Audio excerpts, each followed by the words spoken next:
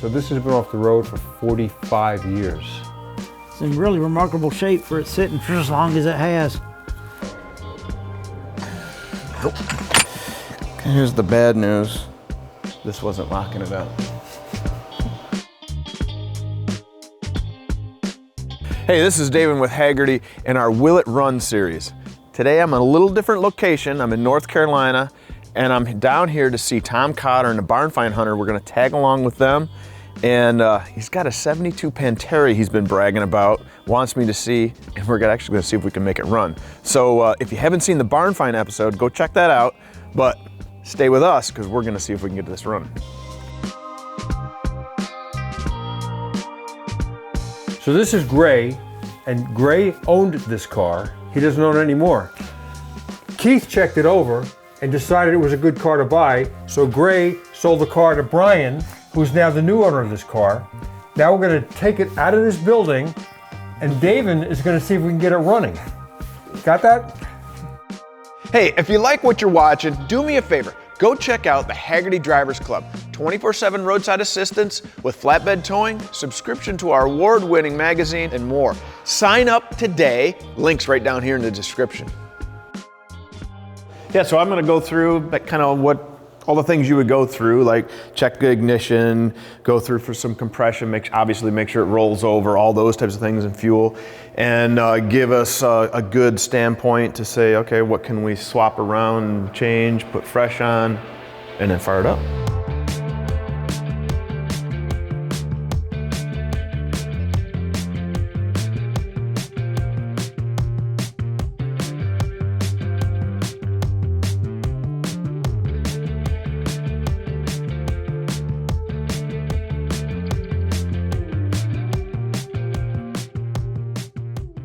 So here's our progress so far. After hopping in the back of it, I decided it made sense to get rid of the trunk lid, and Brian assures me there's no alignment necessary to that when we're done, or we go to put it back. So 6 bolts, and it's sitting someplace else out of the way. With that, I put the car up in the air and pulled out the right side bank, had plugs in it. The left side does not, which worries me a little bit. But Keith loaned me his bore scope, so we're gonna see how well it does. So bore scope down into the hole here. There's the plug hole. Going in.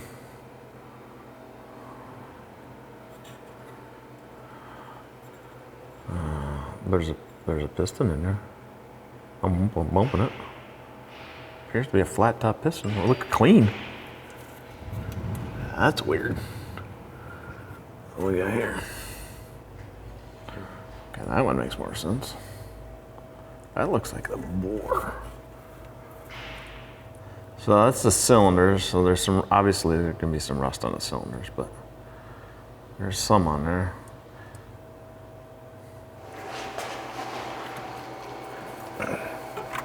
Nothing else, the straw will shoot out, go down the hole. Had that happen before.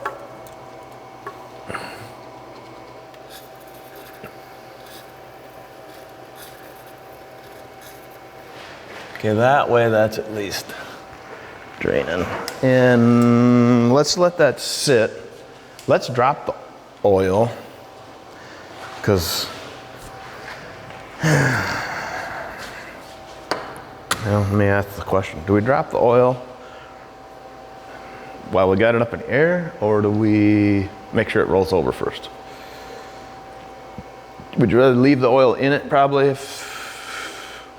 I guess if it's locked up, it really doesn't matter, right? Yeah. Grabbed as many wrenches as I could grab. And the first one worked. Yep.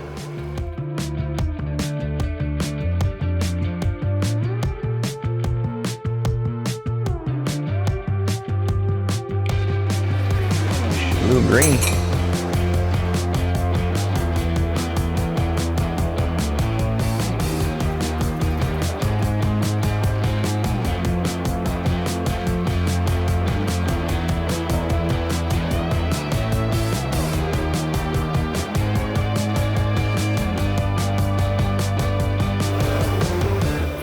Check the starter. That's the starter.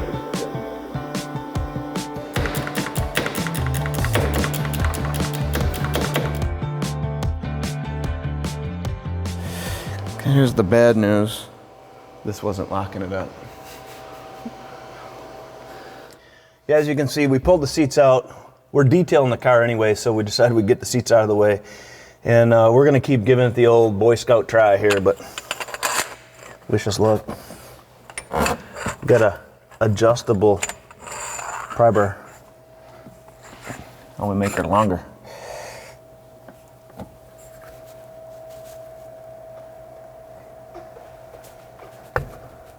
Nope. We were just tightening it at that point. Now, let her soak. All right, so here's where we're at. We know the motor's stuck. We've verified that it's not the starter. It's not something funny that way. I soaked it down with some other oil, but I went and grabbed some Croil. And check this out. So I got an extra long straw, which is pretty unique. And basically, this allows me to do this. Oh, it's not gonna do it now? There it is. It sprays off to the side is what I'm getting at here. Sometimes. Right? So basically I can shoot it out to the ends that way. In other words, it'll go all the way around instead of just the one spot. We're gonna let that soak and I guess just proceed like it's not stuck and be ready when it isn't stuck. Why not? We need a boat cushion. There we go, look at that. That's a cozy little spot to be.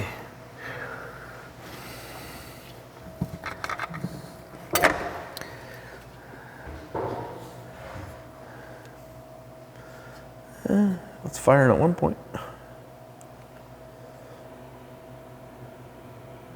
Yeah, they're corroded. Yep. But the spring feels all right.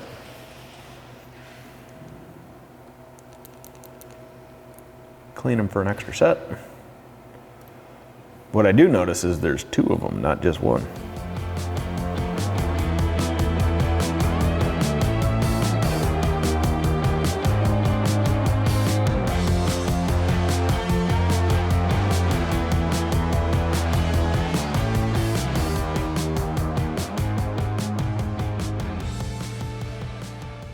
Well, obviously this engine's been neglected for a long time. And you know what else is bad to neglect for a long time? Your mental health. And today's sponsor may be exactly what you need, BetterHelp. BetterHelp connects you with a licensed therapist who is trained to listen and give you helpful, unbiased advice. Like getting an old engine running, starting therapy can be hard. Finding a therapist in your area might even be tougher. And maybe a face-to-face interaction isn't your thing, but that is where BetterHelp comes in. With BetterHelp, you can have your therapy session at your own home, can be conducted over the phone, a video chat, or text messaging. Whatever version of therapy is comfortable for you. Simply go to betterhelp.com/Hagerty, fill out the questionnaire. That questionnaire will be used to assign you to a therapist, usually within 48 hours. If your first therapist doesn't fit, they have 30,000 in their network. You can easily switch to a new therapist at no additional cost. And no worry about whether they're in or out of some insurance network. If you think you might benefit from therapy, then consider BetterHelp. Clicking that link helps support this channel and gives you 10% off your first month of BetterHelp. Go to betterhelp.com/Hagerty. Okay, so it's the next morning after putting some Croil down the cylinders like we just talked about. And we're gonna see if our corrosion is light, because Croil does take a little bit of time to work, but it's worth a shot. So back on the inside with a breaker bar, let's see if we can get it to turn over. Fingers crossed here.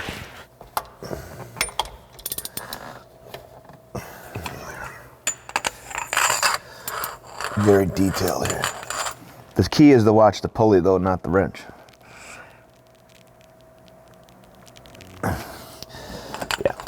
I'm only tightening the bolt up more.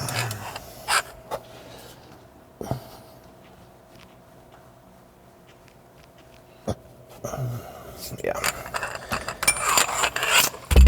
That's a no. The only other trick I have up my sleeve opposed to pulling the motor out and yanking pistons is to attempt dragging it in gear and basically forcing the crankshaft to turn via the transmission. So that's an option. I don't know how you segue into this, but After this crushing disappointment of the engine not turning over. Can't get it running, you can at least learn a few things about it. While we're looking for some tow straps to drag this thing around with, let's do a little bit of learning about the De Tomaso Pantera that we have here.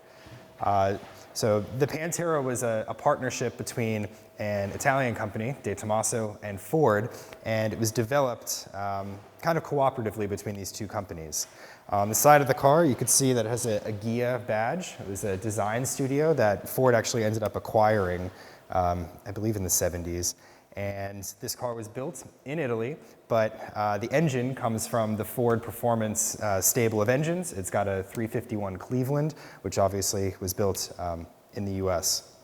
These cars, in the first year they were produced, 1971, all of the units were hand-built by Vignale, and the build quality was less than stellar, let's say. So Ford sent over a bunch of engineers to Italy in 71 and early 72 to try to teach the De Tomaso factory how to build cars at a scale and at speeds that were not only profitable, but also with good quality. This is a 1972. In theory, that means this was built with the knowledge that was gained from Ford's engineers. The factory had improved processes in place, and hopefully the quality of the car is a little bit higher than the first 60 or 70 units that were built in 1971. Depending on who you ask, De Tomaso or Ford, about 5,000 of these were made during the period of time when Ford and De Tomaso had their official partnership.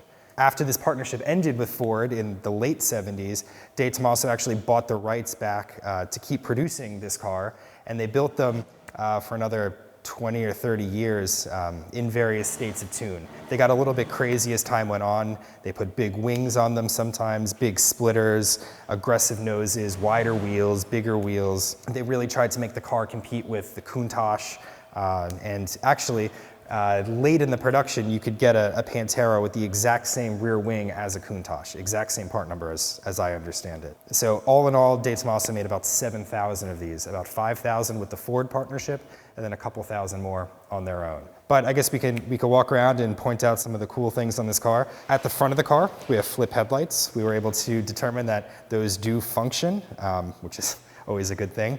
Hey, I'll take any win I can get with the engine not quite spinning over at this time. You can see this one has really small, kind of elegant chrome bumperettes with the turn signals integrated.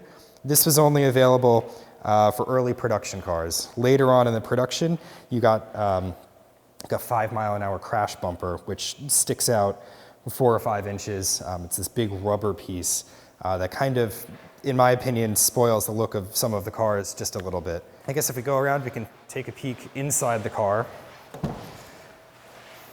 One of the things that stands out is the gated shifter. It's kind of a performance staple and an Italian staple of engineering, putting a gated shifter in a car. What does that mean? Instead of kind of vaguely feeling around where gears are in most transmissions, this one, you have to definitively put it into a external slot to get the car into a gear, right? So there's no mistaking what gear you're in, and you kind of have to make a conscious effort to look and kind of see which gate you're going into. Around back, we've done a lot of talking about the engine. This is a 351 Cleveland, so 351 cubic inches. It's got a 4-barrel carburetor on top. It's currently locked up, but when it was new, when it was able to turn over, run, and drive, it was making, depending on where you look, about 300 horsepower. The first year of production, the horsepower figures for the cars were reported a little bit higher. And then I believe in 1972, the measurement standard switched to an SAE measurement, which is a little bit more realistic. So instead of a little bit over 300 horsepower, these were reported for having a little bit under 300 horsepower. The 351 Cleveland engine is hooked up to a ZF 5-speed gearbox, which is, I believe, identical to the gearboxes that were found in a Ford GT40, so like the cars that raced in Le Mans. This gearbox is actually still in production, so if anything goes wrong with it, you can get any part for it still to this day. This is kind of a follow-up to the GT40. The GT40 obviously had great success at Le Mans, great success racing really all around the world. And the same formula was applied to this car. Big Ford mid-engine placement of a V8, this ZF gearbox in the back, and yeah, 2-seat rear mid-engine layout. One of the things that De Tomaso wanted to do, they're putting a big Ford V8 in the car, but they didn't want it to sound like an American muscle car. They wanted this car to sound distinctly different from a Mustang like Boss 351, for instance. So it had specially tuned exhaust to make the car sound as Italian as possible, even though it has an American V8. So when we had it up on the lift before, you could see these rather simple exhaust manifolds, but also a very short muffler setup, so it makes a good noise. The mufflers on this car are a little bit rusty, so I'll have to invest in some quality new units to make the car sound like it did when it was new. But again, looking at the back of the car, the angle of the mufflers coming up from the back, it's a really aggressive look. Big quad exhausts. I look forward to hearing what it sounds like at some point. Maybe today, you never know. So that was just a quick walk around of the 1972 Pantera that we pulled out of a barn yesterday. Hopefully David found some toe straps, and we'll try to get this thing turning over sooner than later.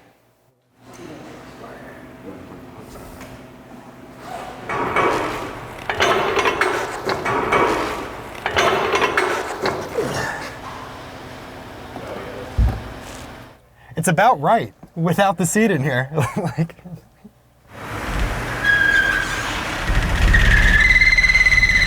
Brian's doing his first burnout.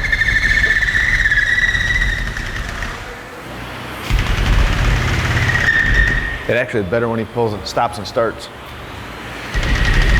At least then it shutters it. Okay. All right, try it again, just a little bit. See if it's moving at all. Yeah, see what it's doing.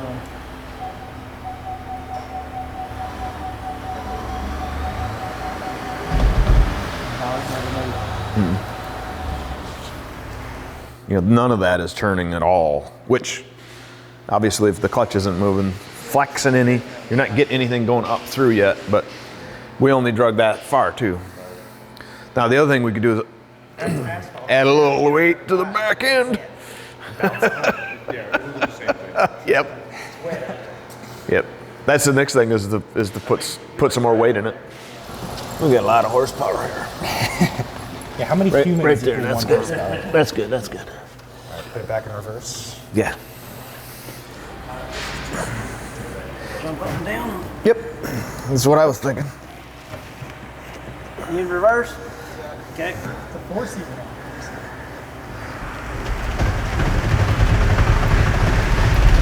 Come on, baby.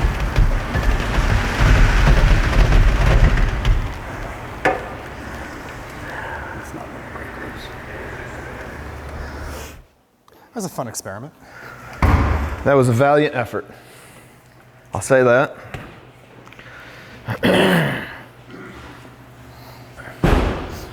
On to plan B.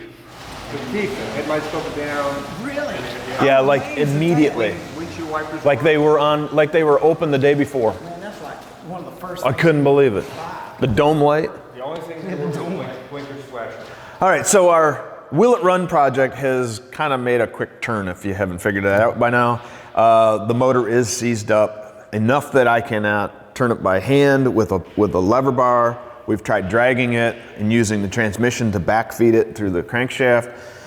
So at this point, we could sit and let it soak for some unknown number of days and hours, or quite frankly, pull it out. Pull it out, get the heads off, get the pistons out of it, and do a red line rebuild. So that's where we're gonna start right now. We're back on the hoist, and we're gonna start stripping everything up out of the way and get this engine and transaxle up and out. Now, the benefit to this today, unlike most of the time, I have help. And it's even better because, well, he's anxious.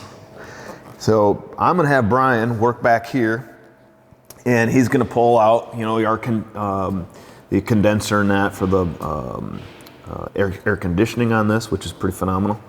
and get some of the mounts and all the shifting mechanism and the half shafts out and this crossbar out and the plunger for the fork, and then basically start working our way that way.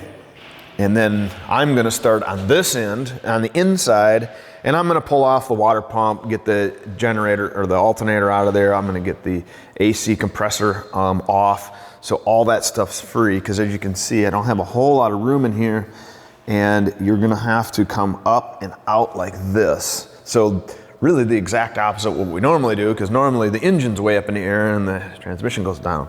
We're just gonna go the backwards direction. The more we get out of the way, the more access we're gonna gain. So that's gonna be cool. We're also get rid of the carburetor again, so we get up out of there. And as soon as Tom's back, he went to go borrow a cherry picker that's been modified specifically to use for the Pantera to get the motors out from Keith, and that'll assist us in getting this lifted and out. So that's our plan, and well, onward and upward to the red line rebuild.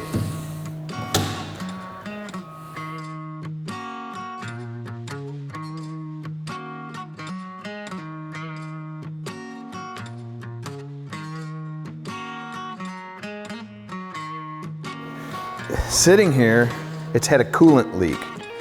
Very green, very coolant. We pull the cooling lines and they're full of straight up water. So that leads me to the concern that it did freeze, and it's not just corrosion on the piston, but maybe one of the walls is pushed in. Again, it's all speculation. We're not gonna know until we start pulling it apart. So yeah, it's exactly that, just speculation. But I'm gonna go to the pessimist side and say it's not good.